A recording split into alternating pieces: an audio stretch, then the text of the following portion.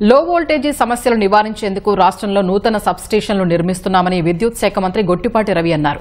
ప్రకాశం జిల్లా కనిగిరి గార్లపేట రోడ్డులో నూతన విద్యుత్ సబ్స్టేషన్ నిర్మాణానికి మంత్రి డిఎస్బీవీ స్వామి, స్థానిక ఎమ్మెల్యే ఉగ్ర నరసింహారెడ్డి, మార్కాపురం ఎమ్మెల్యే కందుల నారాయణరెడ్డితో కలిసి శంకుస్థాపన చేశారు. ఉమ్మడి ప్రకాశం జిల్లాలో ఇప్పటివరకు 12 సబ్స్టేషన్లు నిర్మించామని గొట్టిపాటి రవికుమార్ అన్నారు. రోజు కరెంటుకి సంబంధించి వినియోగం పెరుగుతా ఉంది.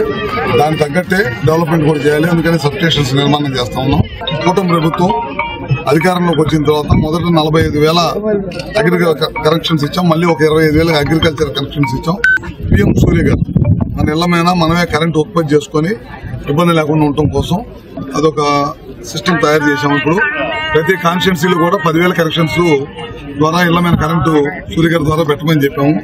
అది మన ఎమ్మెల్యేలు కానీ అధికారులు కానీ బ్యాంకర్స్ తో మాట్లాడి ఆ ప్రక్రియ చాలా వేగవంతం చేయాల్సిన అవసరం ఉంది. అది కూడా తొందరగా కంప్లీట్ చేస్తాం. దాంతోపాటు పీఎం కుసుమ్ అని చెప్పి మనం ఎక్కడ సబ్స్టేషన్ ఉంటే ఎక్కడ 11 kV ఫీడర్ ఉంటే అక్కడ మనం సోలార్ ప్లాంట్ కట్టి కరెంటు ఉత్పత్తి చేసి దాని ద్వారా సబ్స్టేషన్కి ఇస్తాం అనమాట.